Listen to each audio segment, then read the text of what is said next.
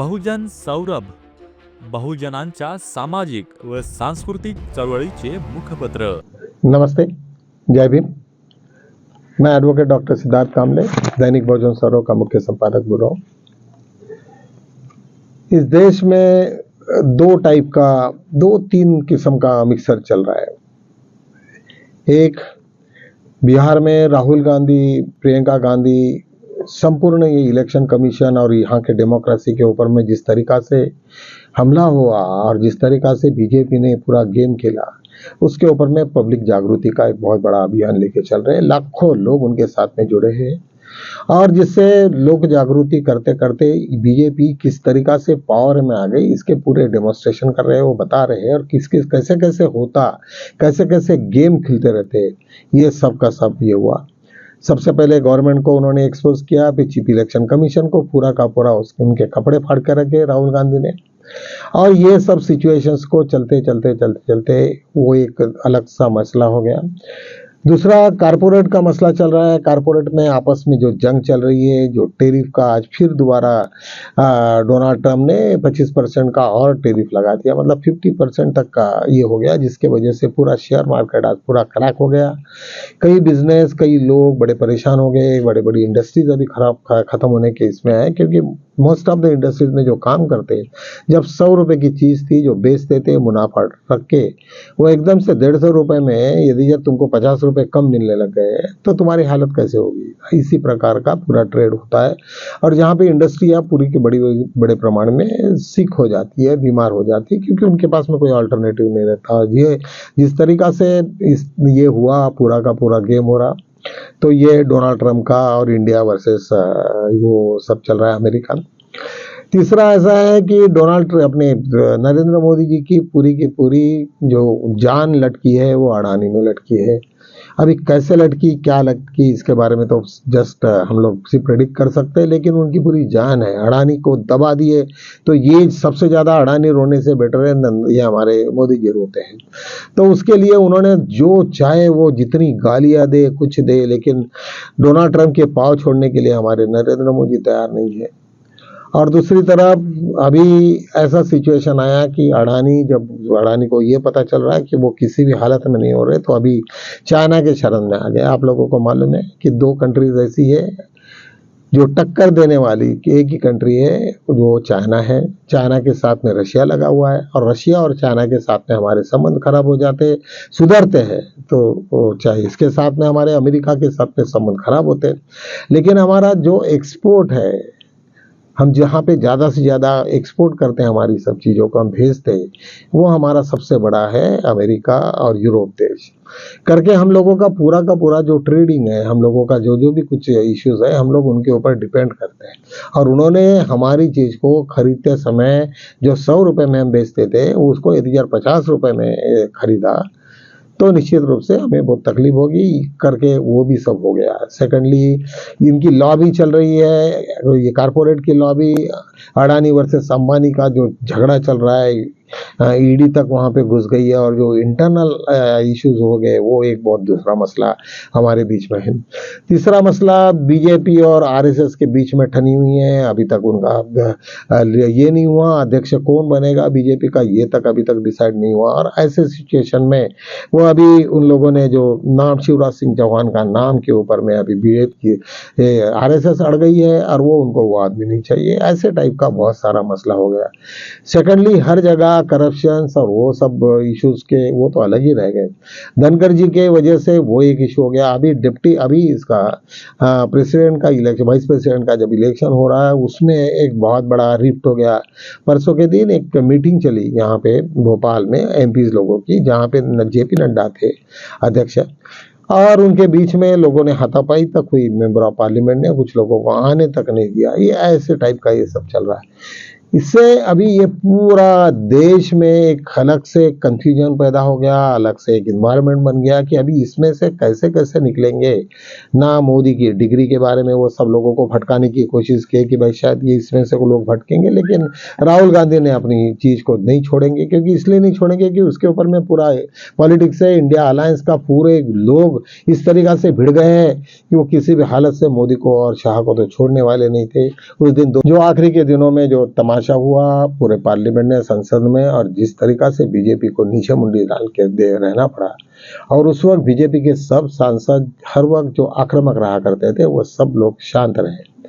ये सब सिचुएशन देखते हुए इंटरनल वार्स, इंटरनल बीजेपी के बीच में जो सब खींचतान, क्योंकि संपूर्ण व्यवस्था जो थी ये दो आदमी ने संभाल के रखी। केवल उनको मालूम था कि किसको दबा के रखो, किसी को ये करो, क्योंकि अपने को रिस्टोर करना है, अपनी जो सत्ता है वो कायम रहनी चाहिए। हम लोग तो करके वो रहे, जो बाकी अभी तक कांग्रेस वालों में नहीं हुआ। हर एक डिपार्टमेंट अपनी तरीका से काम करते थे, कभी किसी ने किसी को इंटरफेयर नहीं किया।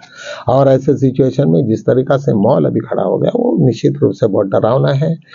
धनखड़ जैसे आदमी को वो कह रहे हैं कि राष्ट्रपति भवन में नहीं गए और वहां से उसका इस्तीफा नहीं हुआ। फिर ये हुआ कैसे? आज लोगों में एक वीडियो आया कि वो है, कम से कम जिंदा होने की तो बात हो गई कि उनको हाउस अरेस्ट है या क्या है, अभी तक तो उन्होंने बोला नहीं, लेकिन कुछ वीडियो बना के उसको भेजा है शायद लोगों को, और लोगों को ये एहसास दिया कि धनखड़ जी अभी अच्छे है, स्वस्थ है, और सुबह में व्यायाम करते क्या करते किसी को मालूम नहीं है, सब ऐसे ही बताया हुआ है।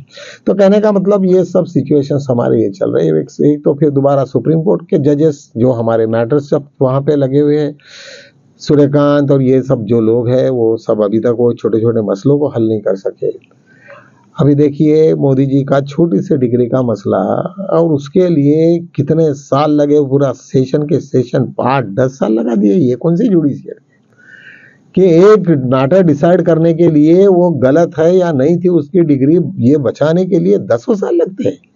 ये क्या तमाशा है हमारे देश में? मुझे लगता है कि ये देश में बड़ा एक विचित्र ये है। हम लोग कहते हैं कि भाई छाती ठोक के कि हम लोग अभी न्याय मांगेंगे, कौन सा न्याय है यार, कौन सी चीज है? इतने साल तक अभी हमको टाइम लगता है, कुछ नहीं है।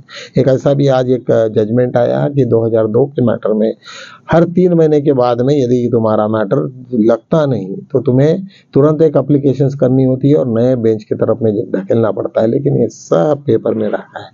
30 और 35 वहां पे जजेस है सुप्रीम कोर्ट के, लेकिन जो रोज के आउटपुट निकलता है उसमें से वो ऐसे निकल रहा है कि जैसे कोई एक जुडिशियल मैजिस्ट्रेट जैसा होता है, छोटा सा वो निकलता है। अभी वहां पे सब रिफाइंड मैटर जाते हैं, सब सेटल लॉ होते हैं, नीचे के अदालत से, ट्रिब्यूनल से, हाई कोर्ट से लेके तो वहां तक जाता है, तो सब रिफाइंड रहता है। केवल लॉ का इंटरप्रिटेशन और उसमें क्या होना है।